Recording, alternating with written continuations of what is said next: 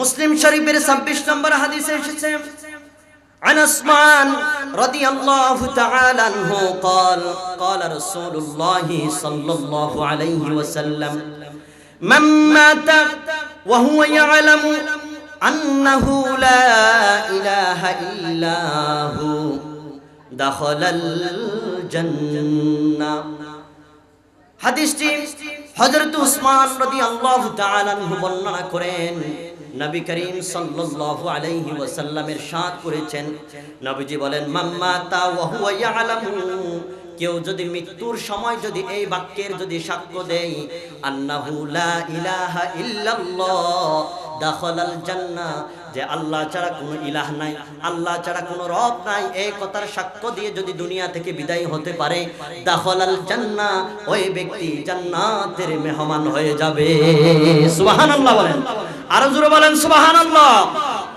তাহলে জান্নাতে যেতে চাই কি চাই না আমরা জান্নাতে যেতে চাই কি চাই না আমরা প্রত্যেকে জান্নাতে যেতে চাই ঠিক কি না তাহলে এই জান্নাতে যদি যেতে চাই তাহলে এই বাক্যের উপর আমাদের অটল থাকতে হবে কি হবে না এখন তো আমাদের ঈমানটা এমন দুর্বল হয়ে গেছে নবীজি নিজেও বলেছেন এমন একটা জামানা আসবে যে জামানার মধ্যে হাতের জ্বলন্ত আগুন কয়লা হাতের মধ্যে রাখলে যেমন কষ্ট হয় মুসলমানদের ঈমান টিকিয়ে রাখতে এর চাইতে কঠিন হয়ে যাবে ঠিক কিনা বলেন কিন্তু এই জামানাটা কখন এখন আমরা দেখতে পারছি এই জামানার মধ্যে আমরা চলতেছি আমার ভাইয়েরা কেমন চলতেছি এখন আল্লাহর নামে কটূক্তি করে রাসূলের নামে কটূক্তি করে আল্লাহর নামে বাজে কথা বলে কোরআন নিয়ে বাজে কথা বলে এরপর মুসলমানরা জাগ্রত হয় না ঠিক কিনা এর কারণ কি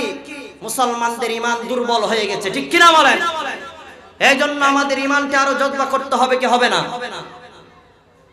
আমার ভাইয়েরা তাওহীদের 1 নম্বর শর্ত হলো যেই বাক্যে পাঠ করেছেন ওই বাক্যের অর্থ জেনে যদি মৃত্যুবরণ করতে পারেন তাহলে জান্নাতের গ্যারান্টি দিয়েছেন কে জোরে বলেন কে আমার ভাইয়েরা এবার আসুন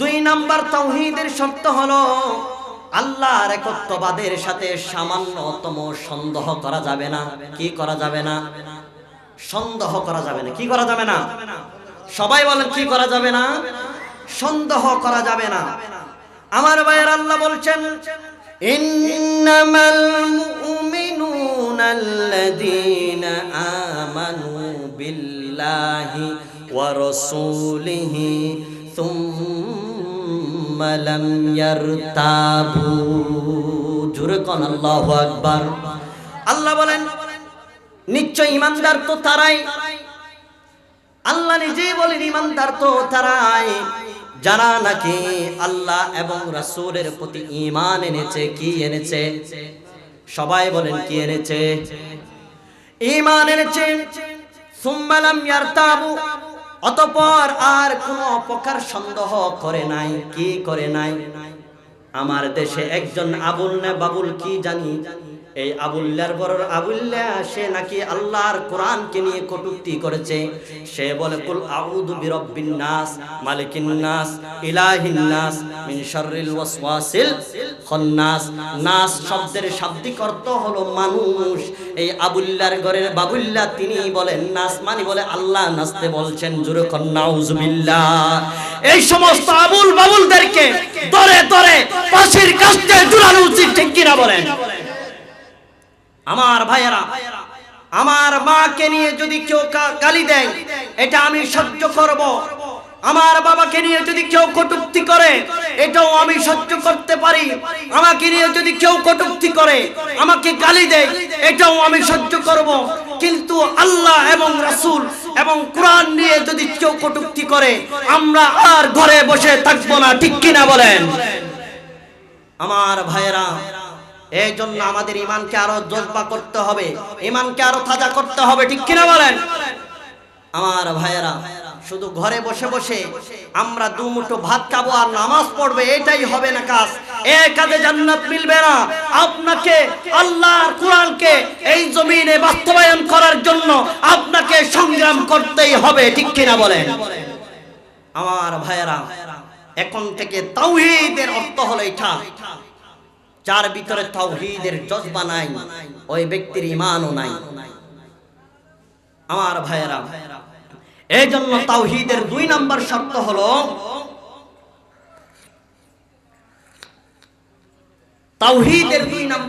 হলো আল্লাহ এবং রাসূলের প্রতি ঈমান আনার পরে সামান্যতম সন্দেহ করা যাবে, সামান্যতম সন্দেহ করলে তার ঈমান নাই। সম্মানিত আমার ভাইয়েরা, এবার আসুন তাওহীদের 3 নম্বর শর্ত। তাওহীদের 3 নম্বর শর্ত হলো আমরা মুখেও আল্লাহর একত্ববাদের স্বীকার করতে হবে, সেই কথা আবার অন্তরেও বিশ্বাস করতে হবে। তাওহীদের একত্ববাদ মুখেও স্বীকার করতে হবে, অন্তরেও সেটা কি করতে হবে? বিশ্বাস করতে হবে। কি করতে হবে বলেন? বিশ্বাস করতে হবে। আপনি শুধু মুখেই বললেন কিন্তু অন্তরে নাই, এটার নাম ঈমানদার নয়, এটার নাম হলো নেফাকি, অর্থাৎ সে মুনাফিক। সে কি? মুনাফিক। ভিতরে এক বাহিরে আরেক, তার নাম মুনাফিক। তার নাম কি? মুনাফিক। যাদের ঈমানদার দ্বারা দাবি করে, মুখে মুখে বলে আমরা ঈমানদার, এখনই আমরা আল্লাহর জন্য জীবন দিয়ে দেব, কিন্তু যখন আল্লাহর দ্বীনের জন্য যখন মিছিল হয় সেখানে তারা একবারও খুঁজে পাওয়া যায় না। কথা বলেন ঠিক কিনা? এরকম মুসলমান আছে না নাই? তাহলে এরা হলো প্রকৃতপক্ষে মুনাফিক। এরা কি? মুনাফিক। মুনাফিক চেনার একটা উদ্দেশ্য, একটা লক্ষণ হলো এটা, তারা মুখে বলবে একটা, অন্তরে নাই ওটা। অন্তরে যেটা আছে আবার মুখে সেটা নাই। এটার নাম কি? মুনাফিক। লা মিথলা লাহু ওয়া লা মাসীলা লাহু ওয়া লা ওয়াযীরা লাহু ওয়া হুয়াল ওয়াহিদুল ফারদুস সামাদ লাম ইয়ালিদ ওয়া লাম ইউলাদ ওয়া লাম ইয়াকুল লাহু কুফুওয়ান আহাদ। ونشهد أن سيدنا ونبينا وحبيبنا وطبيب قلوبنا محمدا عبد الله ورسوله الذي أرسله بالحق بشيرا ونذيرا وداعيا إلى الله بإذنه وسراجا منيرا. أما بعد فقد قال الله تعالى في كلامه المجيد وفي فرقانه الحميد. أعوذ بالله من الشيطان الرجيم. بسم الله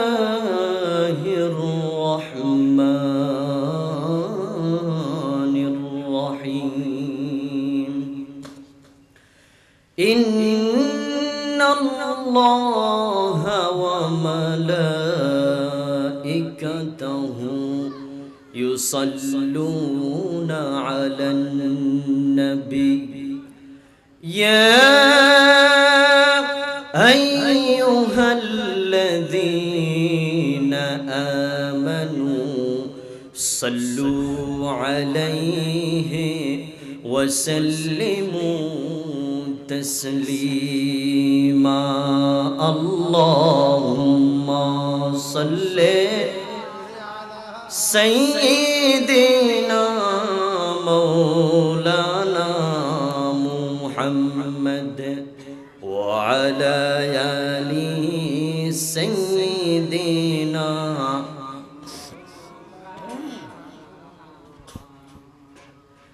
মনটা যদি হইতো ফুবাল হাওয়া, হইতো যদি শুভ্র কবুতর, মেঘের ডানায় পাঠিয়ে দিতাম মদিনার পথে। যেথায় আমার প্রিয় নবী ঘুমাই নিরন্তর, যেথায় আমার প্রিয় নবী ঘুমাই নিরন্তর। আল্লাহুম্মা সাল্লি আলা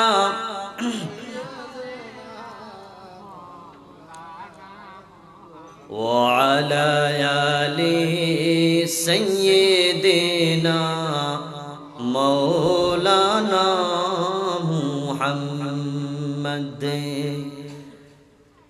তাহাজ্জুদের যাইনা মাঝে মরণ দিও প্রভু আমায়, একামতে দিনের পথে কবুল করে নিও আমায়। তাহাজ্জুদের যাইনা মাঝে মরণ দিও প্রভু আমায়, একামতে দিনের পথে কবুল করে নিও আমায়। আল্লাহুম্মা সাল্লি আলা সাইয়্যিদিনা মাওলানা মুহাম্মদ ওয়া আলা আলি সাইয়্যিদিনা।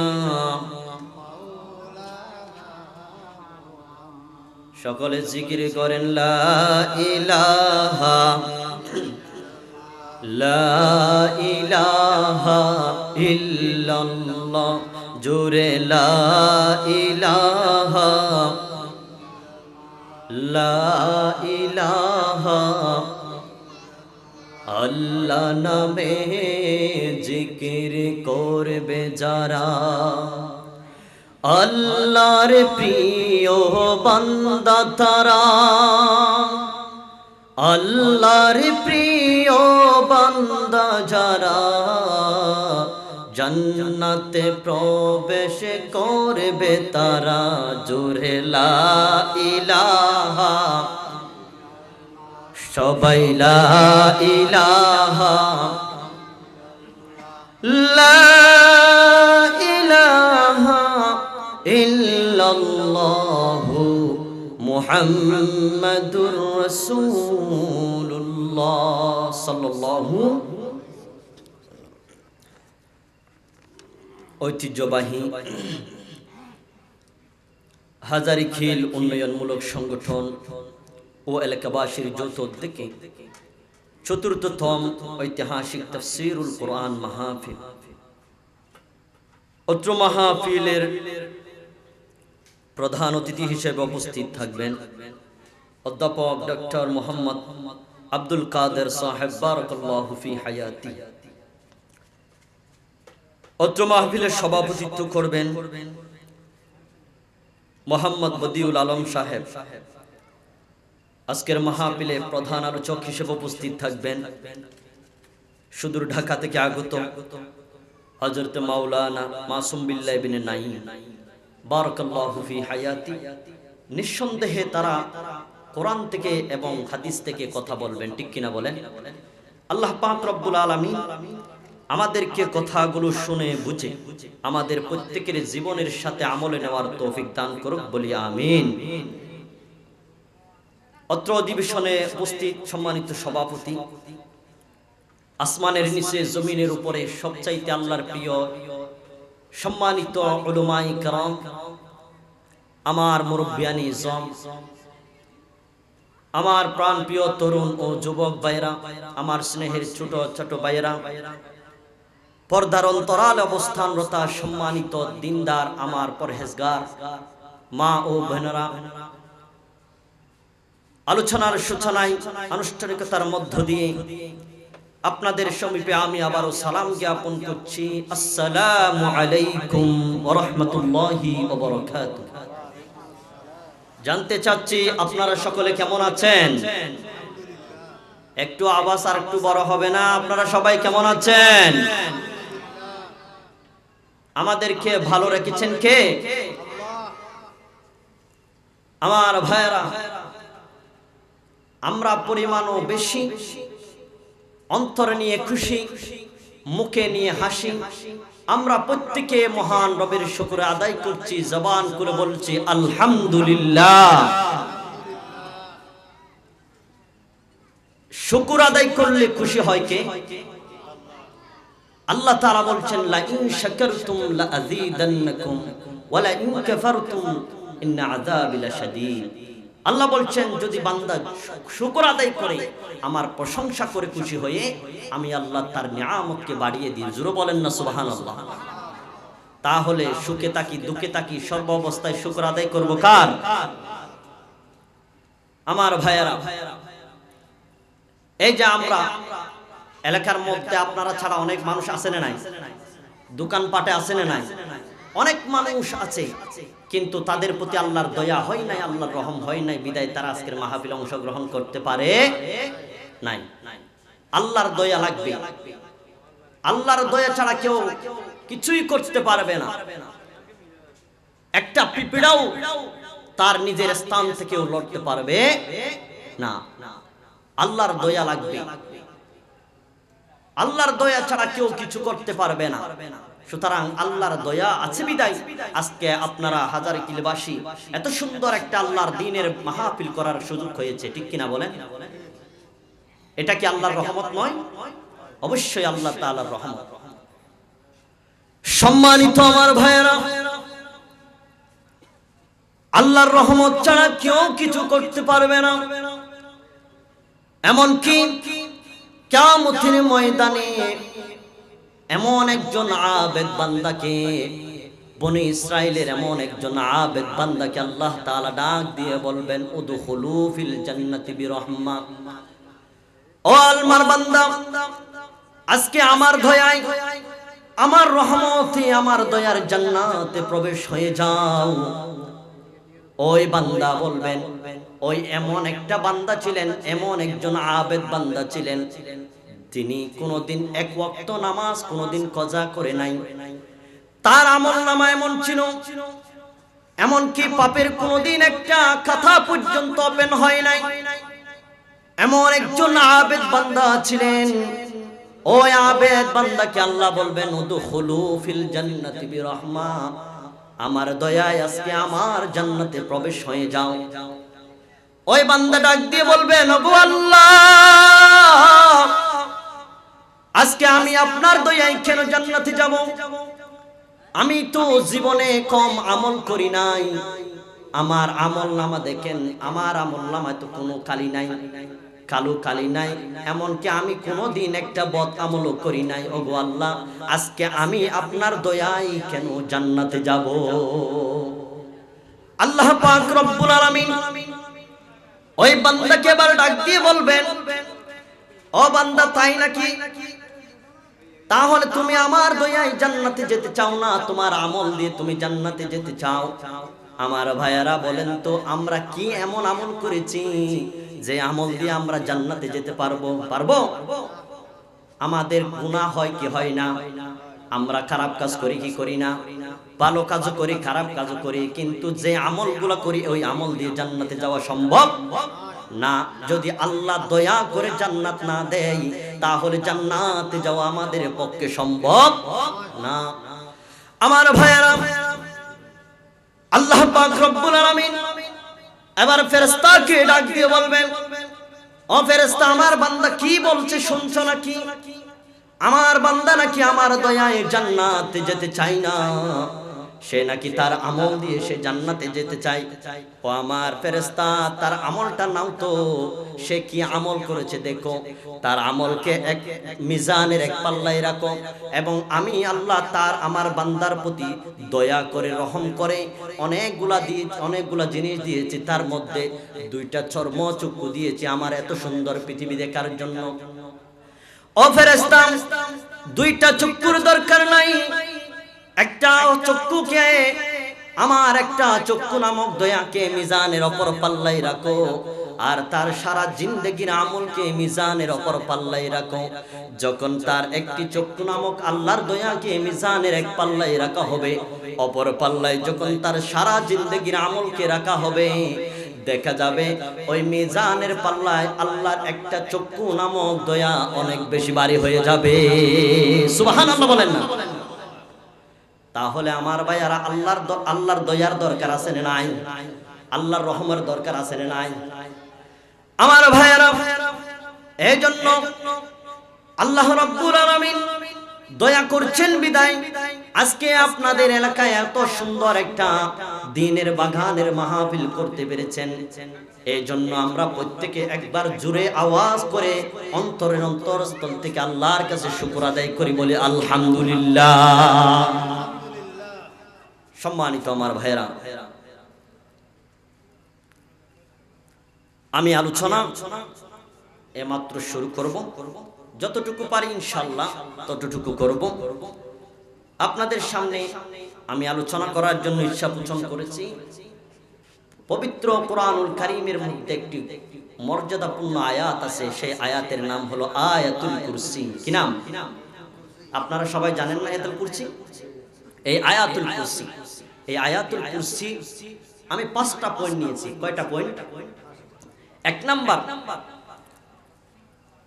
আয়াতুল কুরসি কোরআনের মধ্যে সবচাইতে মর্যাদাপূর্ণ আয়াত। সুবহানাল্লাহ বলবেন?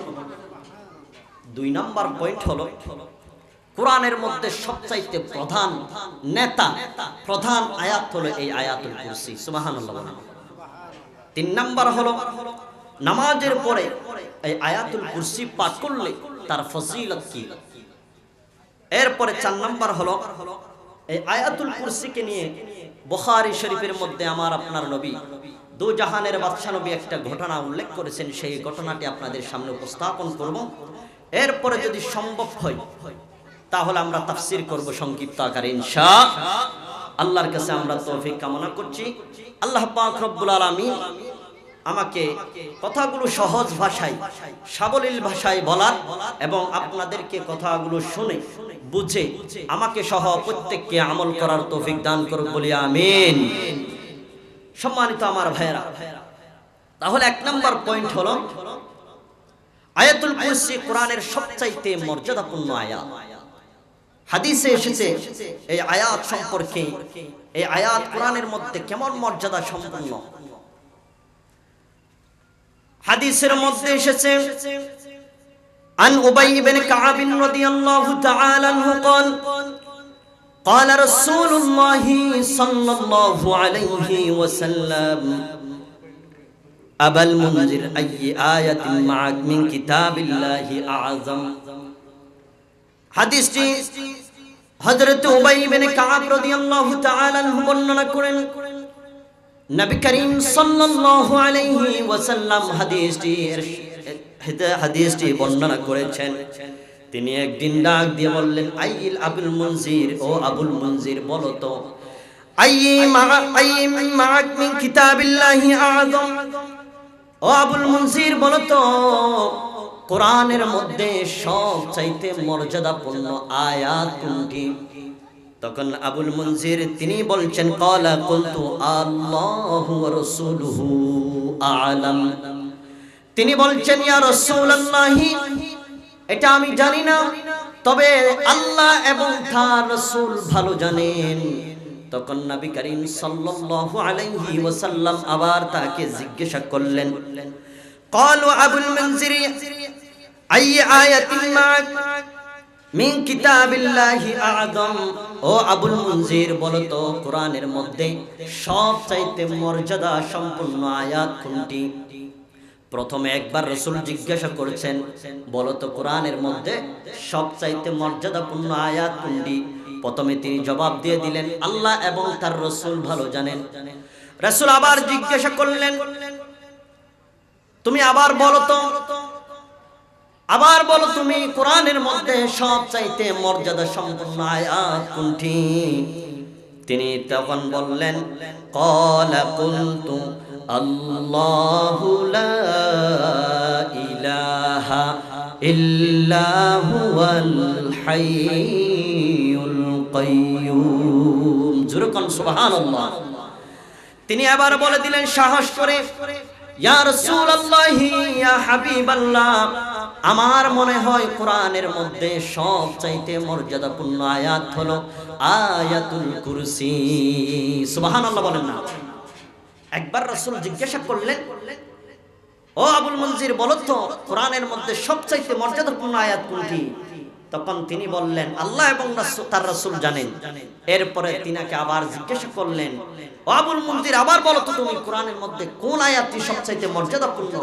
তিনি আবার সাহস করে বলে দিলেন আল্লাহু লা ইলাহা ইল্লা হুয়াল হাইয়ুল কাইয়্যুম, অর্থাৎ আয়াতুল কুরসি। জোরে বলেন সুবহানাল্লাহ। আমার নবীজি আবার বললেন, যখন তিনি বলে দিলেন, ওগো নবীজি আমার মনে হয় কোরআনের মধ্যে সবচাইতে মর্যাদাপূর্ণ আয়াত হলো আয়াতুল কুরসি, এই কথা যখন তিনি বলে দিলেন, তখন আমার আপনার নবীজি বললেন, ক্বালা ফাদরাবা ফি সাদরি, তোমার ইলম তোমার জন্য কল্যাণকর হোক। সুবহানাল্লাহ বলেন। তাহলে আমরা এক নাম্বার জানলাম কোরআনের মধ্যে সবচাইতে মর্যাদাপূর্ণ আয়াত হলো আয়াতুল কুরসি। সম্মানিত আমার ভাইয়েরা, এবার আসুন দ্বিতীয় নাম্বার পয়েন্ট, কোরআনের প্রধান আয়াত হলো আয়াতুল কুরসি। এ সম্পর্কে দলিল তিরমিজি শরীফের হাদিস। আমার নবীজি বলেন, قال أبي هريرة رضي الله تعالى عنه قال قال رسول الله صلى الله عليه وسلم, হাদিসটি হযরত আবু হুরায়রা রাদিয়াল্লাহু তাআলা আনহু তিনি বর্ণনা করেছেন। নবী করিম সাল্লাল্লাহু আলাইহি ওয়াসাল্লাম ইরশাদ করেছেন, লিকুল্লি শাইইন সানাম, প্রত্যেক জিনিসের একটা চূড়া আছে, প্রত্যেকটা জিনিসের একটা চূড়া আছে। ওয়া ইন্না সানামুল কুরআনি সূরাতুল বাকারা, আর কোরআনের চূড়া হলো সূরাতুল বাকারা। কোরআনের চূড়া কি? সূরাতুল বাকারা। এরপরে নবীজি বললেন, ওয়া ফিহা আয়াতুন হিয়া সাইয়্যিদু আইল কুরআন। নবীজি এরপরে বলেন, কোরআনের নেতা হলো, কোরআনের মধ্যে সবচাইতে চূড়া সূরা হলো সূরাতুল বাকারা। আর ওই সূরাতুল বাকারার মধ্যে এমন একটি আয়াত আছে, সেই আয়াতটি হলো সাইয়্যিদা। সাইয়্যিদা মানে হলো নেতা, অর্থাৎ প্রধান আয়াত। সেই আয়াতটি হলো হিয়া আয়াতুল কুরসি। জোরে বলেন সুবহানাল্লাহ। সেই আয়াতটি হলো আয়াতুল কুরসি। জোরে বলেন না সুবহানাল্লাহ। তাহলে এক নাম্বার আমরা জানলাম কোরআনের মর্যাদাপূর্ণ আয়াত হলো আয়াতুল কুরসি। দুই নাম্বার জানলাম কোরআনের প্রধান আয়াত হলো আয়াতুল কুরসি। এবার আসুন নামাজের পরে এই আয়াতুল কুরসি যদি পাঠ করেন তার ফজিলতটা কি জানার দরকার আছে না নাই? আমরা নামাজ পড়ি, এরপরে আমরা একটু সময় ব্যয় করে এই আমলগুলো আমরা করি না। আমরা নামাজ শেষ করে সালাম ফিরানোর সঙ্গে সঙ্গে আমার এমন জরুরি কাজ পড়ে যায়, মসজিদে একটা মিনিট আমরা বসে থাকার সুযোগ হয় না, ঠিক কিনা বলেন? সম্মানিত আমার ভাইয়েরা, এবার আসুন নামাজের পরে যদি আপনি এই আয়াতুল কুরসি যদি পাঠ করেন, এই আয়াতুল কুরসির ফজিলতটা কি এবার শুনেন। عن أبي أمامة رضي الله تعالى عنه قال قال رسول الله صلى الله عليه وسلم, হাদিসটি হযরত আবু উমামা রাদিয়াল্লাহু তাআলা আনহু তিনি বর্ণনা করেন। নবী করিম সাল্লাল্লাহু আলাইহি ওয়াসাল্লাম হাদিসটি ইরশাদ করেছেন, মান ক্বারা আয়াতুল কুরসি ফি দুবুরি কুল্লি সালাতিন মাকতুবা লাম ইয়ামনাহু মিন দুখুলিল জান্নাহ ইল্লা আন ইয়ামুত। আল্লাহু আকবার। নবী করিম সাল্লাল্লাহু আলাইহি ওয়াসাল্লাম বলেন, মান ক্বারা আয়াতুল কুরসি ফি দুবুরি কুল্লি সালাতিন মাকতুবা, যদি আল্লাহর কোনো বান্দা যদি প্রত্যেক ফরজ নামাজের পরে যদি একবার আয়াতুল কুরসি পাঠ করে, ওই ব্যক্তি জান্নাতে যাওয়ার জন্য কিছুই বাধা থাকে না, ইল্লা আইয়ামুত, শুধুমাত্র একটি বাধা থাকে, তার মৃত্যু। সুবহানাল্লাহ বলেন না? তাহলে সোজা আপনি মৃত্যুবরণ করবেন, এই আয়াতুল কুরসির আমল করবেন, আর মৃত্যুবরণ করবেন, সোজা জান্নাতে চলে যাবেন। আল্লাহু আকবার। তাহলে এই আয়াতুল কুরসির আমল করার দরকার আছে না নাই? আছে না নাই? আমার ভাইয়েরা, এবার আমরা বলি একটু করে নবীজির আমলের দিকে একটু লক্ষ্য করি। নবী করিম সাল্লাল্লাহু আলাইহি ওয়াসাল্লাম ফরজ নামাজের পরে কি কি আমল করতেন একটু শুনে নেন।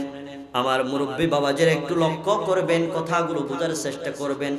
জীবনের শেষ প্রান্ত এসে গেছেন, এখনো কিন্তু রাসূলের সুন্নাহগুলো আমাদের ভিতরে আসে নাই। আমার ভাইয়ারা, নবী করিম সাল্লাল্লাহু আলাইহি ওয়াসাল্লাম যখন নামাজের মধ্যে সর্বপ্রথম যখন সালাম ফিরিয়ে ফেলতেন, সর্বপ্রথম তিনি একবার বলতেন আল্লাহু আকবার। কয়বার? একবার বলতেন আল্লাহু আকবার, এরপরে তিনবার বলতেন আস্তাগফিরুল্লাহ। কয়বার? তিনবার আস্তাগফিরুল্লাহ। কথাগুলো ভালো করে বুঝে নেবেন, নোট করে নেবেন মনের মধ্যে, ভালো করে খেয়াল করেন। আমার ভাইয়েরা, কথা বুঝে থাকলে বলেন। নবীজি ফরজ নামাজের মধ্যে সালাম ফেরানোর পর সর্বপ্রথম একবার বলতেন কি? আল্লাহু আকবার। এরপর তিনবার বলতেন কি? আস্তাগফিরুল্লাহ। এরপরে একবার পড়তেন আয়াতুল কুরসি। কয়বার? একবার পাঠ করতেন আয়াতুল কুরসি। এরপরে নবীজি আবার পড়তেন 33 বার সুবহানাল্লাহ, 33 বার আলহামদুলিল্লাহ, 33 বার আল্লাহু আকবার। এরপরে আরেকটি দোয়া পড়তেন, লা ইলাহা ইল্লাল্লাহু ওয়াহদাহু লা শারীকা লাহু লাহুল মুলকু ওয়া লাহুল হামদু ওয়া হুয়া আলা কুল্লি শাইইন কাদির। তাহলে কয়বার? 33 বার সুবহানাল্লাহ, 33 বার আলহামদুলিল্লাহ, 33 বার আল্লাহু আকবার, আরেকবার পড়তেন। এই হলো 99 বার। 100 বার পড়ানোর জন্য এই দোয়াটি পড়তেন আল্লাহর রাসূল। আমার নবীজি হাদিসে বলেন, এই আমলগুলো করতে সময় লাগে অল্প, কিন্তু এর আমলকারী হবে বেশি কম। সকালে দেখা যায় এই আমলগুলো করতে অতি জোরে আপনার 3 মিনিট 4 মিনিট সময় লাগবে, কিন্তু এর আমলকারী খুঁজে পাওয়া যায় হাতে গোনা কয়েকজন আছে। ঠিক কিনা বলেন? হাতে গোনা কয়েকজন, এছাড়া আর কেউ পাওয়া যায় না। আরেকটি হাদিসের মধ্যে এসেছেন, নবীজি আরো সহজ করে দিয়েছেন। যদি 33 বার করে যদি পড়তে যদি আপনার সময় লেগে যায়, যদি আপনার ইমার্জেন্সি কাজ থেকে যায়, তাহলে আরেকটি হাদিসে নবীজি বলছেন 10 বার করে পড়বেন। কয়বার? তাহলে 10 বার করে পড়লে সময় অনেক লম্বা লাগবে। 1 ঘন্টা সময় লাগবে, অতি জোরে লাগবে 30 সেকেন্ড বা 40 সেকেন্ড লাগবে। ঠিক কিনা? তাহলে এই আমলগুলো আমরা পড়তে পারবো না। তাহলে আমার ভাইয়েরা আবার শুরু করি। বলেন তো, নবীজি সালাম ফেরানোর পর একবার বলতেন কি? আল্লাহু আকবার। কি বলতেন? 3 বার বলতেন আস্তাগফিরুল্লাহ। এরপরে একবার পড়তেন আয়াতুল কুরসি। এরপরে 33 বার সুবহানাল্লাহ, 33 বার আলহামদুলিল্লাহ, এরপরে আবার 33 বার আল্লাহু আকবার। এই হলো 33, 99 বার। 100 বার হওয়ার জন্য ওই দোয়াটা পড়ে আমার নবীজি বলেন, এই আমল যারা করবে আল্লাহ রাব্বুল আলামিন তার জীবনের সমস্ত গুনাহগুলো মাফ করে দিবেন। সুবহানাল্লাহ বলেন। তাহলে এই আমলগুলো করতে পারবো না ইনশাআল্লাহ। আল্লাহ তাআলা আমাদের এই আমলগুলো করার বেশি বেশি তৌফিক দান করুন, বলি আমিন। সম্মানিত আমার ভাইয়েরা, এবার আসুন বুখারী শরীফের একটা ঘটনা উল্লেখ করা হয়েছে এই আয়াতুল কুরসিকে নিয়ে। এই ঘটনাটা শুনেন এবার।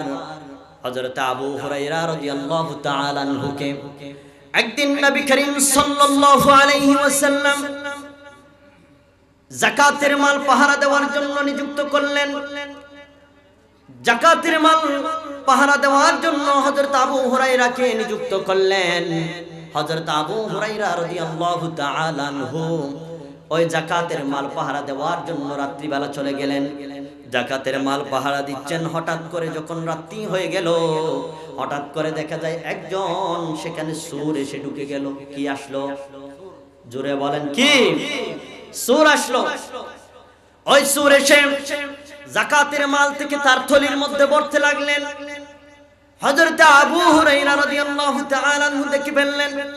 তাকে পিছন থেকে গিয়ে ঝাপড়ে মেরে ধরে ফেললেন আর বললেন, তোমাকে আমি নবীজির দরবারে নিয়ে যাব। ওই ব্যক্তি ওই সুর বললেন, ও আবু হুরায়রা, আমার ঘরের মধ্যে বেশি অভাব, আমি বেশি অসহায়, আজকের মতো আমাকে মাফ করে দাও। হযরত আবু হুরায়রা কি করলেন? হযরত আবু হুরায়রা আবার তার অভাবের কথা শুনে তাকে ছেড়ে দিলেন। ওই সুর চলে গেল। হযরত আবু হুরায়রা এবার নবীজির দরবারে গিয়ে হাজির হলো সকালবেলা। হযরত আবু হুরায়রা রাসূলকে ওই ঘটনার কথা বলবেন। ওই ঘটনার কথা বলার আগে রাসূল বললেন, ও আবু হুরায়রা, রাতে যে সূর আসলো তার কি খবর? আল্লাহু আকবার বলেন না। কারণ রাসূলকে আগে জানিয়ে দিয়েছেন কে? আল্লাহ ওহীর মাধ্যমে, জিবরাইলের মাধ্যমে আল্লাহ তাআলা তাকে আগে জানিয়ে দিয়েছেন। হযরত আবু হুরায়রা কি যখন এই প্রশ্ন করলেন, আবু হুরায়রা ডাক দিয়ে বলেন, ইয়া রাসূলুল্লাহ, জোরে বলেন সাল্লাল্লাহু। ওগো নবীজি, ওই সূর আমাকে বলল তার ঘরে নাকি বেশি অভাব, সে নাকি বেশি অভাবী লোক, তাই আমি তার অভাবের কথা শুনে, তার দারিদ্রতার কথা শুনে আমি তাকে ছেড়ে দিয়েছি। নবীজি বললেন, ওই চোর তোমাকে মিথ্যা কথা বলেছে, ওই চোর দেখবে কালকে আবার আসবে। হযরত আবু হুরায়রা যাকাতের মাল পাহারা দেওয়ার জন্য আবার রাত্রি যখন গেলেন, অর্ধেক রাত্রি যাওয়ার পরে দেখা যায় ওই চোর আবার আসলো, এসে আবার যাকাতের মাল দেখে তার থলির মধ্যে ভরতে লাগলেন। হযরত আবু হুরায়রা দেখে আবার তাকে ঝাপড়ে মেরে ধরে ফেললেন, বললেন, তোমাকে আর রেহাই দেওয়া যাবে না, তোমাকে রাসূলের দরবারে নিয়ে যাব। ওই চোর আবার বললেন, ও আবু হুরায়রা, আমি আজকে তোমার কাছে ক্ষমা চাচ্ছি, আমি ওয়াদা করছি আর আসবো না, আমার পরিবারে বেশি অভাব, তাই আমি আবার আসছিলাম। ওই কথা শুনে হযরত আবু হুরায়রা রাসূলকে আবার ছেড়ে দিলেন। সকালবেলা নবীজির দরবারে যখন আবার গেলেন আবু হুরায়রা বলার আগে রাসূল বললেন, ও আবু হুরায়রা, রাত্রিবেলা যে চোর আসলো তার কি খবর? আল্লাহু আকবার। নবীজি যখন আবু হুরায়রা জিজ্ঞেস করলেন, আবু হুরায়রা বললেন, ইয়া রাসূলুল্লাহ, ইয়া হাবিবাল্লাহ, ওই চোর ওয়াদা করেছেন আমাকে, তার অভাবের কথা বলেছেন, তাই আবার ছেড়ে দিয়েছি, আমার মায়া হয়েছিল তাই ছেড়ে দিয়েছি। নবীজি বললেন, ও আবু হুরায়রা, সে তোমাকে আবার মিথ্যা কথা বলেছে, সে আবার দেখবা আগামীকাল আবার আসবে। তাহলে কয়দিন ধোঁকা দিল? 2 দিন ধোঁকা দিয়ে গেল। এরপর আবার বললেন, রাসূল আবার আসবে। নবীজি বললেন, যখন এই কথা, তাহলে অবশ্যই সত্য হবে, কারণ নবীজি কি মিথ্যা কথা বলে নাকি? কোন আম্বিয়া কেরাম কোনদিন মিথ্যা কথা বলে না, কারণ সমস্ত আম্বিয়া কেরামদেরকে সত্যর বানিয়ে নিয়ে প্রেরণ করেছেন কে? আরো জোরে বলেন, কে পাঠিয়েছেন? তাহলে নবীজিরা কি কোনদিন মিথ্যা কথা বলে? সম্মানিত আমার ভাইয়েরা, নবীজির কথা অনুযায়ী আবু হুরায়রা আবার রাত্রিবেলা যাকাতের মাল পাহারায় বসলেন। দেখলেন ওই চোর আবার আসলো, দেখলো আবার যাকাতের মালের যখন হাত দিল, তখন আবু হুরায়রা পিছন দিয়ে গিয়ে তাকে ঝাপড়ে ধরে ফেললেন, বললেন, আজকে আর কোনো রেহাই নাই। কি নাই? আর রেহাই নাই, আজকে তোমাকে অবশ্যই তোমাকে রাসূলের দরবারে নিয়েই যাব। চোর মনে মনে ভাবে, হায়রে 2 দিন তো ধোঁকা দিলাম, আজকে বুঝে আর রেহাই নাই, আর এই কথা বলে পার পাওয়া যাবে না, এবার অন্য কিছু আইডিয়া করতে হবে, অন্য কিছু ভাবতে হবে। এবার তিনি ভাবতে লাগলেন কি করা যায়। এবার তিনি ভাবলেন, আবু হুরায়রা রাদিয়াল্লাহু তাআলা আনহু রাসূলের সাহাবায়ে কেরামের মধ্যে সবচাইতে হাদিস বর্ণনাকারী ছিলেন, যিনি সবচাইতে বেশি হাদিস বর্ণনা যিনি করেছেন তিনি হলেন হযরত আবু হুরায়রা রাদিয়াল্লাহু তাআলা আনহু। তার চাইতে বেশি হাদিস কেউ বর্ণনা করতে পারেন নাই। তিনি ছিলেন জ্ঞান পিপাসু, জ্ঞান আহরণ করার জন্য একটা লোভ ছিল তার। আমার ভাইয়েরা, ওই চোর এবার বলল, আমি তোমাকে একটা আমলের কথা শিক্ষা দিব, ওই আমল যদি তুমি প্রতিদিন, যদি রাত্রিবেলা যদি তুমি এই আমলটি যদি করো, তাহলে এই যাকাতের মাল তোমার পাহারা দেওয়া লাগবে না, তোমার সমস্ত কিছু পাহারা দিবেন যিনি, তিনি কে? আল্লাহ পাহারা দিবেন। ওই চোর আবু হুরায়রাকে জ্ঞান শিক্ষা দিচ্ছেন। এবার তিনি বললেন, ও আবু হুরায়রা, শোনো, তুমি প্রতিদিন রাত্রিবেলা যখন ঘুমাতে যাবে, ঘুমানোর আগে তুমি প্রতিদিন একবার আয়াতুল কুরসি পাঠ করবা। কি করবা? সবাই বলেন কি পাঠ করবা? আয়াতুল কুরসি পাঠ করবা। ওই সূর আবু হুরায়রাকে জ্ঞান দিচ্ছেন, বলছেন আপনি যদি প্রতিদিন রাত্রি বেলা ঘুমানোর আগে যদি আয়াতুল কুরসি যদি পাঠ করে যদি ঘুমিয়ে যান, আপনার সব কিছু পাহারা দিবেন আল্লাহ। সূরা বলেন সুবহানাল্লাহ। আমার ভাইয়েরা, এই আমলের কথা শুনে হযরত আবু হুরায়রা তার যে সুরের কথা সেই দিকে তার ধ্যান ছিল না, ওই কথা ভুলে গিয়েছেন। ওই সুরকে ছেড়ে দিয়ে সকালবেলা নবীজির দরবারে আবার হাজির হয়ে গেল আবু হুরায়রা। আবু হুরায়রা যখন নবীজির দরবারে হাজির হয়ে গেল, নবীজি ডাক দিয়া বলেন, ও আবু হুরায়রা, গতকালকে সুরের কি অবস্থা? নবীজিকে ডাক দিয়া বলেন, ও ইয়া রাসূলুল্লাহ, ইয়া হাবিবাল্লাহ, গতকালকে সে আমাকে এমন একটা আমল শিক্ষা দিয়েছেন যে আমলটি করলে নাকি আল্লাহ স্বয়ং সমস্ত জিনিস পাহারা দিবেন। সুবহানাল্লাহ বলেন না। নবীজি আবার ডাক দিয়ে বলেন, ও আবু হুরায়রা, সে তোমাকে এই কথাটা সত্য বলেছে। কি বলেছে? সত্য বলেছেন, এই আমলটি সত্য বলেছেন। ও আবু হুরায়রা, সে তোমাকে সত্য আমল শিক্ষা দিয়েছেন, কিন্তু সে যদিও বা সে একটা বড় ধোঁকাবাজ মৃত্যু। নবীজি বললেন, সে একটা বড় মৃত্যু। তুমি আজকে 3 দিন ধরে যার সাথে কথা বলেছো সে কে জানো নাকি? আবু হুরায়রা বলেন, ইয়া রাসূলুল্লাহ, না আমি জানি না। নবীজি বললেন, যাকা শাইতান, সে ছিল শয়তান। আজকে যে তুমি 3 দিন ধরে সূরের সাথে সাক্ষাৎ করেছো, এই 3 দিন যে যার সাথে তুমি সাক্ষাৎ করেছো সেই ছিল একজন শয়তান। সুবহানাল্লাহ।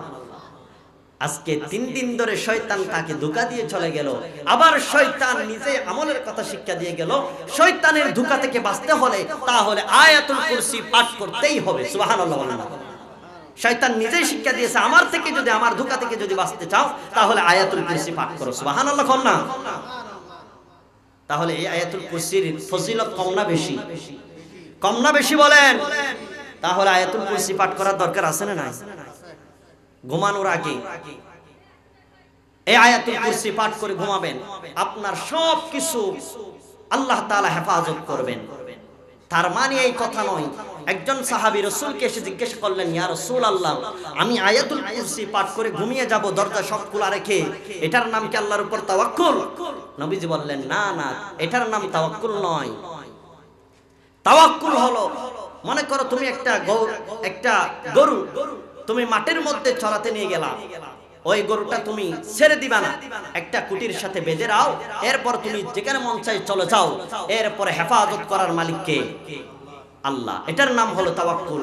আপনি আয়াতুল কুরসি পাঠ করে এমন ঘুমাইছেন দরজা সব খোলা রেখে, তাহলে সুর মামা কি কিছু রাখবে? এতই কি সুজা? সুর মামা এতই আল্লাহর ওলি হয় নাই। যতই আল্লাহর ওলি হোক, এখন তো মসজিদেও চুরি করে, আছে না নাই? এমনকি আমার নিজের মসজিদের জানালা ভেঙে আমার মসজিদের দান বাক্স চুরি করেছে। এত বড় খবিস, এবার কি বিশ্বাস করবেন? সুর মামার কোনো বিশ্বাস নাই।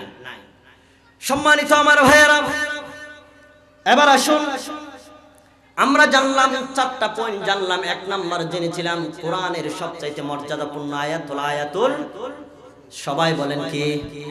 আয়াতুল কুরসি। 2 নাম্বার জেনেছিলাম কোরআনের সবচাইতে প্রধান আয়াত হলো আয়াতুল কুরসি। এরপর নামাজের পরে পড়া ফজিলত, এরপরে নবীজির আমল, এরপরে জেনেছিলাম রাতে ঘুমানোর আগে যদি আপনি আয়াতুল কুরসি যদি পাঠ করে যদি ঘুমান, তাহলে সব কিছু হেফাজত করবেন কে? আল্লাহ। এবার আসুন তাফসীর, আয়াতুল কুরসির এবার তাফসীর। আমরা তাফসীরে যাই। সবাই এবার আমার সাথে জবানটা খুলে কেউ বন্ধ রাখবেন না। আয়াতুল কুরসির প্রথমটা আমরা সবাই জানি কি জানি না? সবাই পড়ুন, বিসমিল্লাহির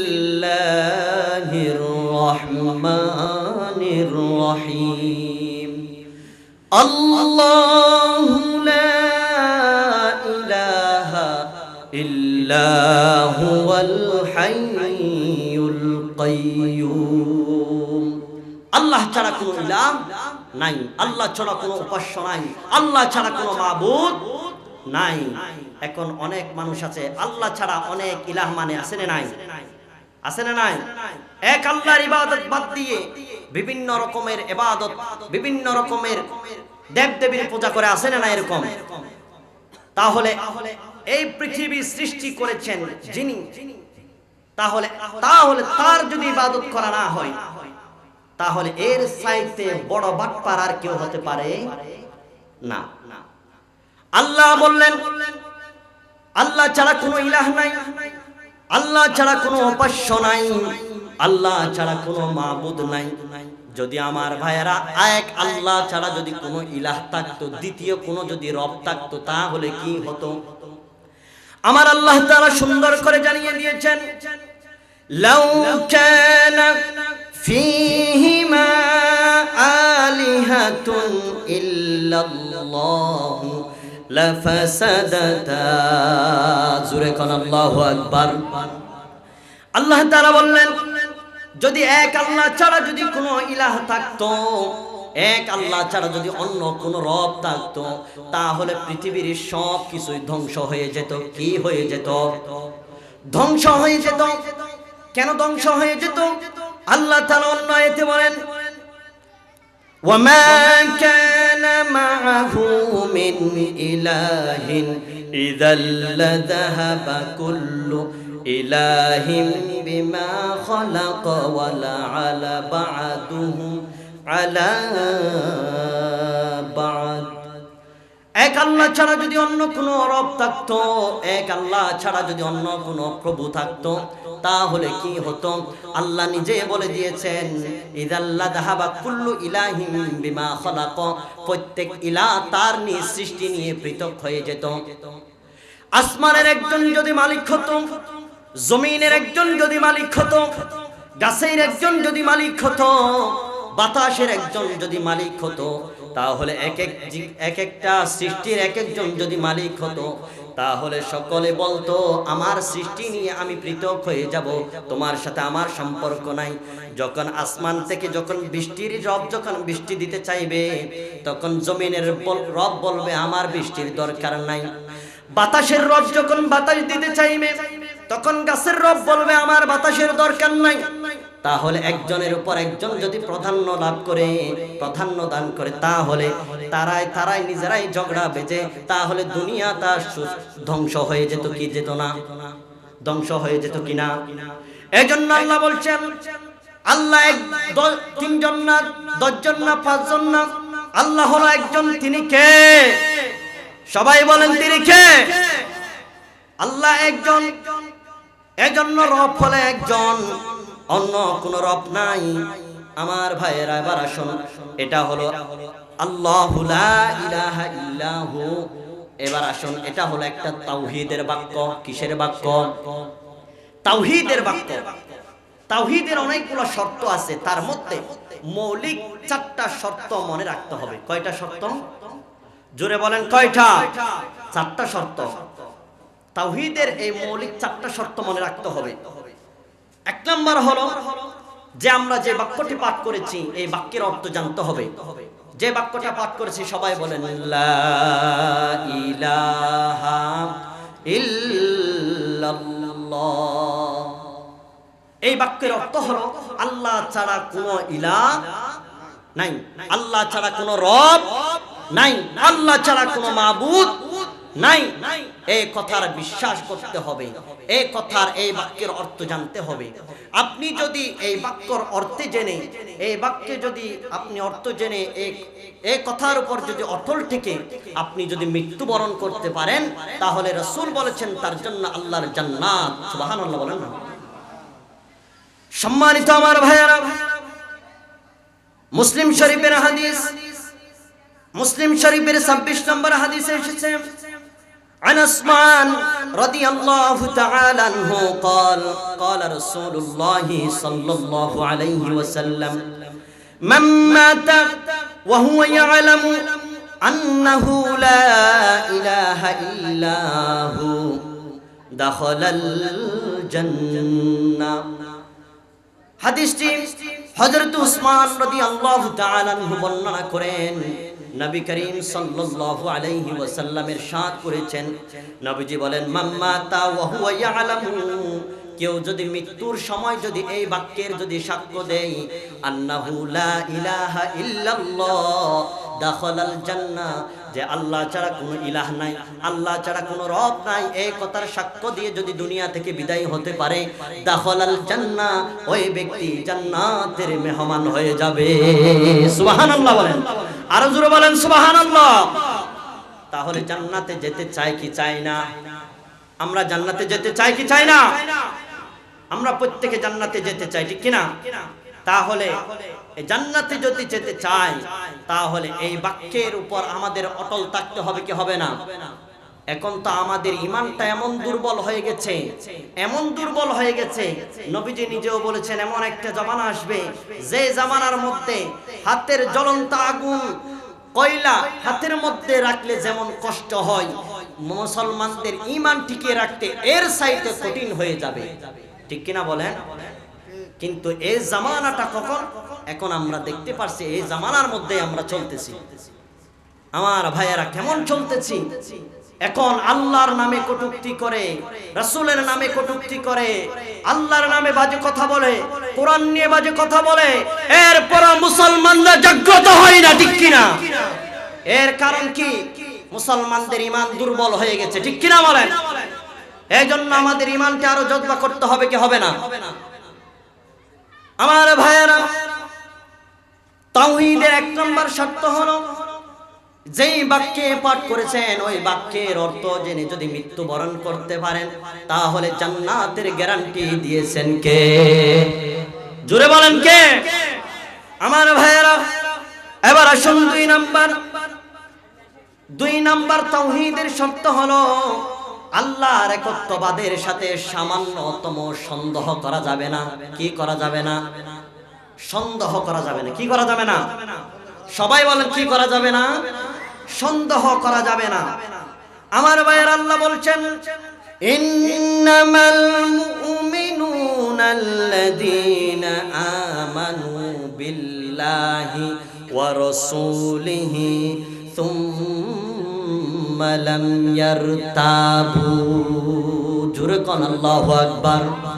আল্লাহ বলেন নিশ্চয় ঈমানদার তো তারাই, আল্লাহ নিজেই বলেন ঈমানদার তো তারাই যারা নাকি আল্লাহ এবং রাসূলের প্রতি ঈমান এনেছে। কি এনেছে?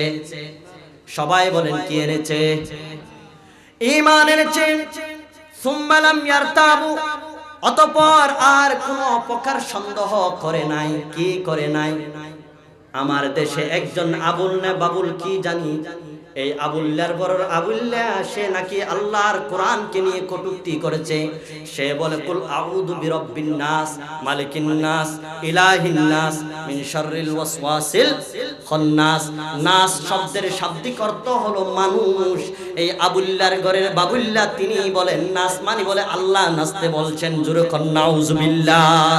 এই সমস্ত বাবুলদেরকে ধরে ধরে ফাঁসির কাস্টে ঝুলানো উচিত, ঠিক কিনা বলেন? আমার ভাইয়েরা, আমার মাকে নিয়ে যদি কেউ গালি দেয় এটা আমি সহ্য করব। আমার বাবাকে নিয়ে যদি কেউ কটূক্তি করে এটাও আমি সহ্য করতে পারি। আমাকে নিয়ে যদি কেউ কটূক্তি করে, আমাকে গালি দেয়, এটাও আমি সহ্য করব।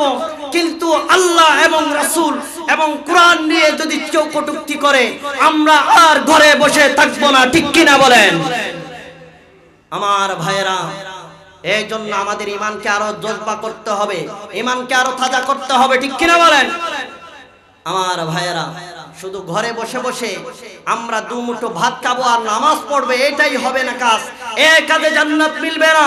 আপনাকে আল্লাহর কোরআনকে এই জমিনে বাস্তবায়ন করার জন্য আপনাকে সংগ্রাম করতেই হবে, ঠিক কিনা বলেন?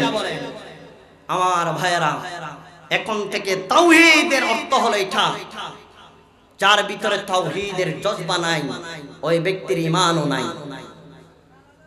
আমার ভাইয়েরা, এই জন্য তাওহীদের 2 নম্বর শর্ত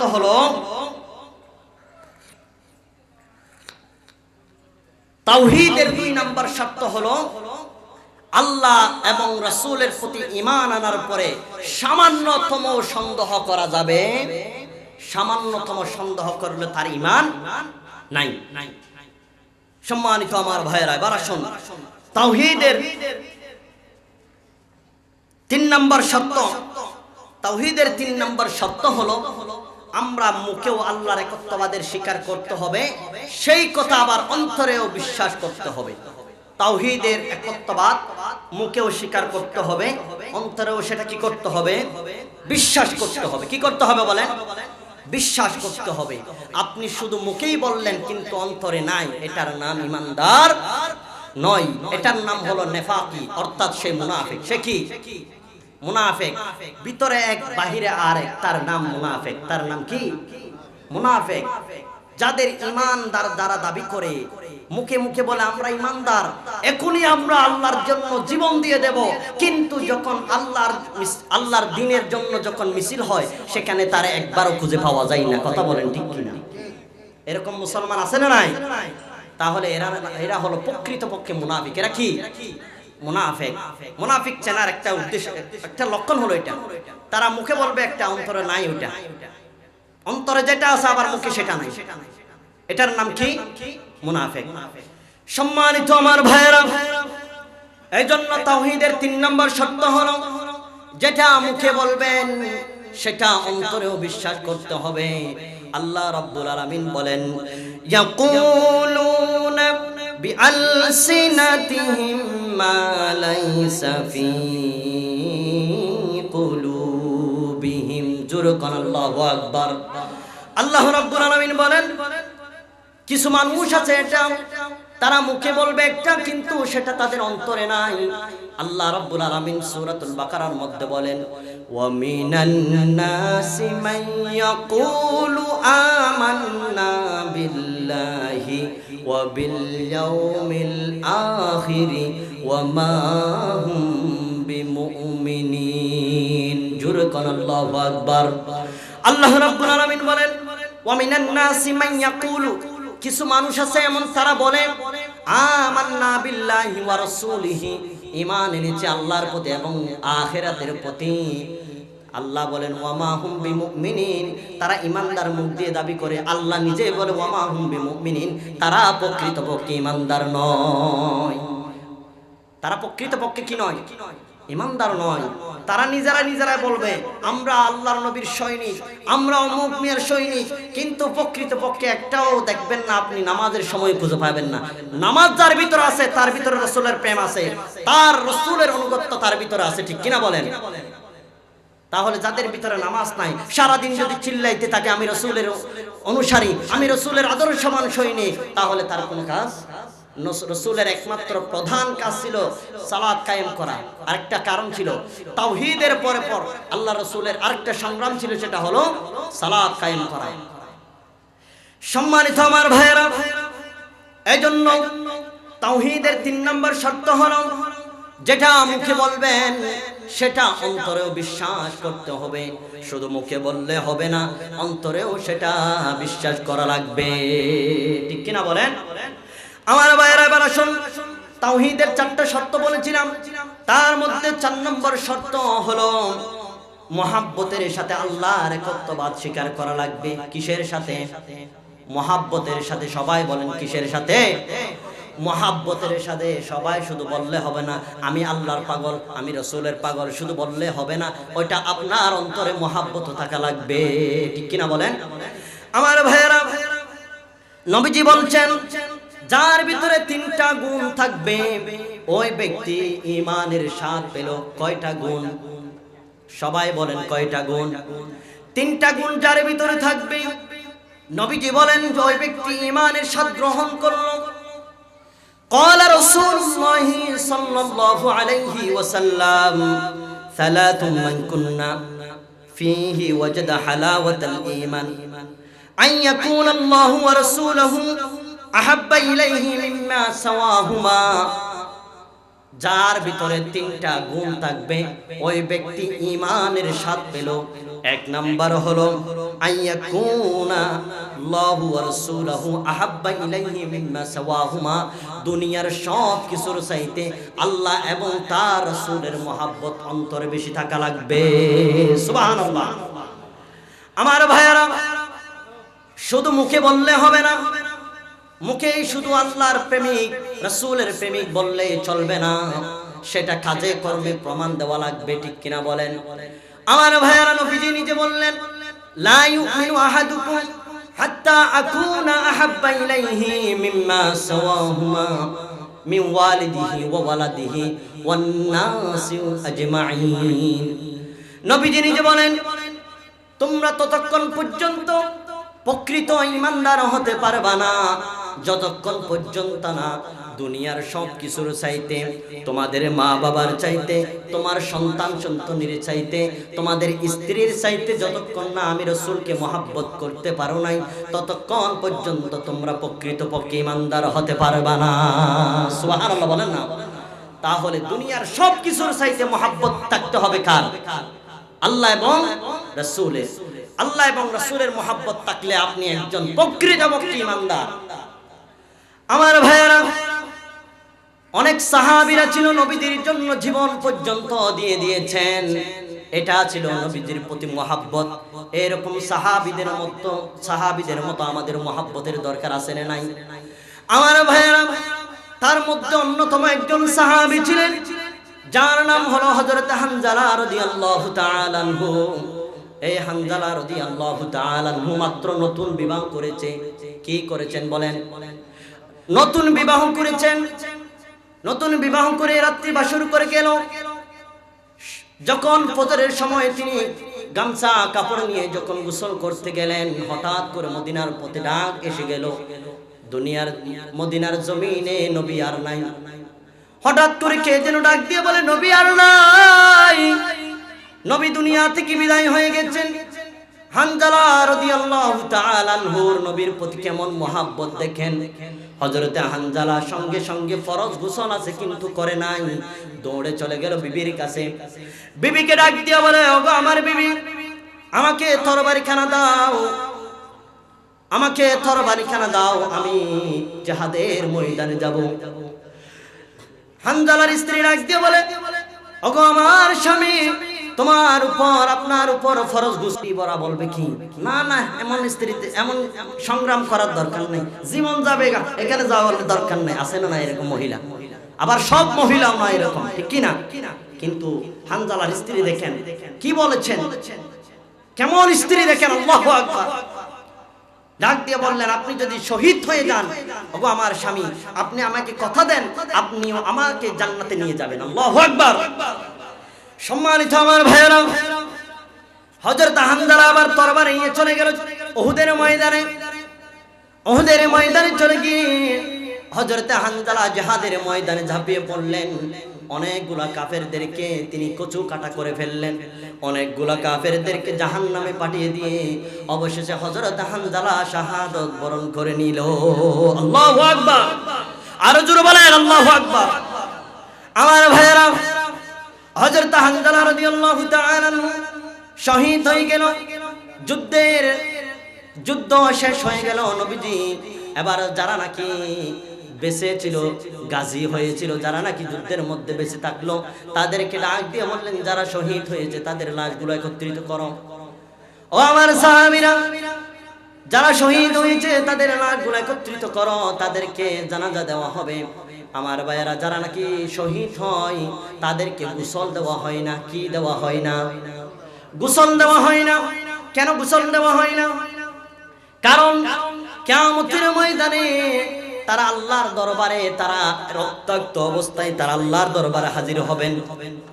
কারো হাত থাকবে না, কারো কান থাকবে না, কারো নাক থাকবে না, কারো পা থাকবে না। এমন জীর্ণ শীর্ণ অবস্থায় তারা যখন হাসরের ময়দানে উঠবেন, আমার আল্লাহ তাআলা ডাক দিয়ে বলবেন, ও জীর্ণ শীর্ণ ব্যক্তিরা, রক্তাক্ত ব্যক্তিরা, তোমরা কারা? তারা ডাক দিয়ে বলবেন, ওগো আল্লাহ, আমরা হলো ওই সমস্ত আপনার বান্দা যারা নাকি আপনার জমিনে আপনার দ্বীন কায়েম করার জন্য, আপনার রাসূলের সম্মান রক্ষা করার জন্য, আপনার হাবিবের ইশকে আমরা আমাদের জীবনটা বিসর্জন দিয়ে দিলাম। আল্লাহু আকবার। তারা যখন এই কথা বলবে, আল্লাহ রাব্বুল আলামিন ডাক দিয়ে বলবেন তখন, ও আমার আমার বান্দারা শোনো, তোমরা যখন আমার দিন কায়েমের জন্য দুনিয়াতে তোমরা তোমাদের জীবনটাকে বিসর্জন দিয়ে দিয়েছো, তোমাদেরকে আমি আল্লাহ আজকে কোনো হিসাব নিব না।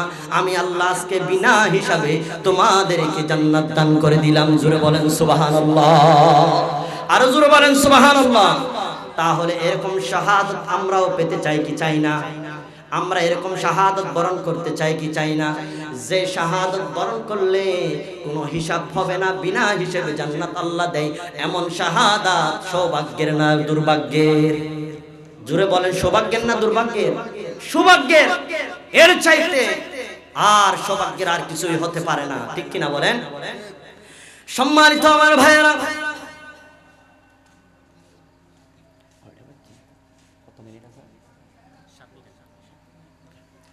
সম্মানিত আমার ভাইয়েরা, এবার হযরত হানজালার সমস্ত সাহাবীদের লাশগুলো একত্রিত করা হলো।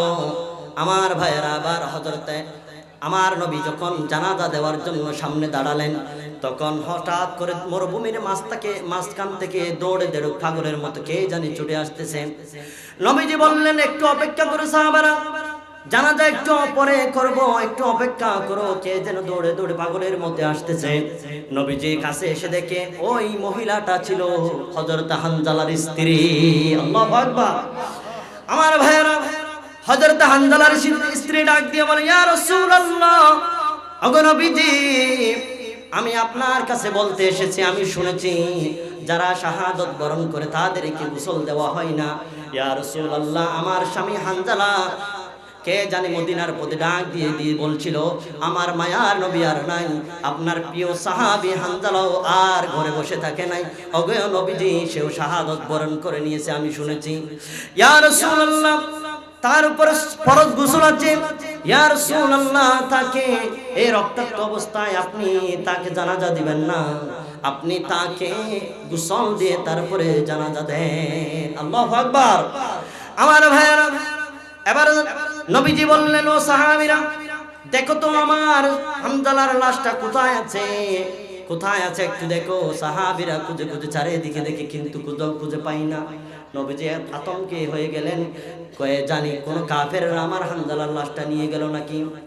সঙ্গে সঙ্গে জিবরাইল আমিনকে আল্লাহ তাআলা পাঠিয়ে দিলেন। জিবরাইল আমিন এসে হাজির, ডাক দিয়ে বলেন, ইয়া রাসূলুল্লাহ, ইয়া হাবিবাল্লাহ, ওগো নবীজি, আপনি একটু আকাশের দিকে লক্ষ্য করেন। জোরে বলেন আল্লাহু আকবার। একটু আকাশের দিকে লক্ষ্য করেন। ওগো নবীজি, আপনার সাহাবী হানজালাকে ফেরেশতারা আল্লাহর জান্নাতের জমজমের পানি দিয়ে গোসল দিয়ে নিয়ে আসতেছে। আল্লাহু আকবার। আমার ভাইয়েরা, ফেরেশতারা হানজালার লাশটা নবীজির সামনে এনে রাখলো। দেখা যায় এখনো পর্যন্ত তার মাথার চুল দিয়ে টপ টপ করে জান্নাতের জমজম কূপের পানি এখনো ঝরে। আল্লাহু আকবার। তাহলে এমন শাহাদাতের মৃত্যু সম্মানী না? সম্মানী কিনা? আমার ভাইয়েরা, কেউ যদি, আমার ভাইয়েরা, এই জমিনে যদি কেউ যদি আমার নবীকে যদি কেউ গালি দেয়, আমরাও ওই হানজালার মতো জীবন বিসর্জন দেওয়ার জন্য আমরা কারা কারা রাজি আছি? একটু হাত তুলে দেখায় আল্লাহকে। আল্লাহু আকবার। আল্লাহ সবাইকে কবুল করুক, বলি আমিন। সম্মানিত আমার ভাইয়েরা, সময় সংক্ষিপ্ততার কারণে আমি আয়াতুল কুরসির তাফসীরটা সম্পূর্ণ করতে পারলাম না। আমি বলছিলাম, তারপর একটা এই হাদিস যেটা বলছিলাম এটাও আমি শেষ করে দিয়ে আমি আলোচনা শেষ করে দিচ্ছি। বলছিলাম তাওহীদের 4 নম্বর শর্ত, এর মধ্যে 4 নম্বর শর্ত হলো মুহাব্বতের সাথে আল্লাহর একত্ববাদ স্বীকার করতে হবে। এই হাদিসের মধ্যে 1 নম্বর 3টা গুণ বলেছিলাম, 3টা গুণ যার ভিতরে থাকবে আল্লাহ তাআলা বলছেন ওই ব্যক্তির ভিতর, ওই ব্যক্তি ঈমানের স্বাদ গ্রহণ করে নিল। 1 নম্বর হলো আল্লাহ এবং রাসূলের মুহাব্বত সবচেয়ে বেশি থাকা লাগবে। 2 নম্বর হলো ওয়া ইউহিব্বাল মারআ লা ইউহিব্বু ইল্লা লিল্লাহ, আমি আপনাদেরকে ভালোবাসি, আপনারা আমাকে ভালোবাসেন। এই ভালোবাসাটা হতে হবে একমাত্র কার জন্য? আল্লাহর খুশি করার জন্য। কার খুশি করার জন্য? কাউকে মানুষকে খুশি করার জন্য নয়। আমরা একজন অপরজন মুসলমান ভাই ভাই, আল মুসলিম আখুল মুসলিম, একজন মুসলমান অপর মুসলমানকে ভালোবাসবো কার খুশি করার জন্য? আমরা একজন মসজিদে আসি, আরেকজন আমার মুসলমান বসে আছে, তাও কেউ ডেকে নিয়ে আসবো, এটা হলো মুহাব্বত। এটা কি? পারবো না এরকম? আমার ভাইয়েরা, 2 নম্বর হলো আমি এই মহাব্বতটা হতে হবে, একজন অপরজনের মহাব্বতটা হতে হবে আল্লাহর খুশির জন্য। 3 নম্বর হলো ওয়ান ইয়াকরাহা আন ইয়াকযাফাল কুফরা কামা ইয়াকরাহু আন ইউকযাফা ফিন নার। ঈমান আনার পরে কুফরিতে ফিরে যাওয়াকে এমন পছন্দ করে যেমন কি জ্বলন্ত আগুনে কেউ নিক্ষেপ হওয়াকে যেমন অপছন্দ করে, ঈমান আনার পরে কুফরিতে ফিরে যাওয়াকে এমন অপছন্দ করবে। এটা হলো 3 নম্বর গুণ। এই 3টা গুণ যার ভিতরে থাকবে, নবীজি বলেন ওই ব্যক্তি ঈমানের স্বাদ পেল। জোরে বলেন সুবহানাল্লাহ।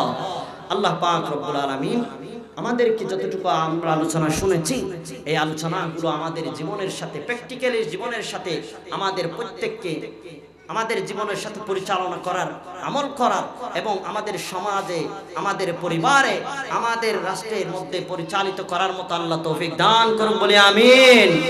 ওয়া আখির দাওয়ানা আলহামদুলিল্লাহি রাব্বিল আলামিন। ওয়াসসালামু আলাইকুম ওয়া রাহমাতুল্লাহি ওয়া বারাকাতুহু।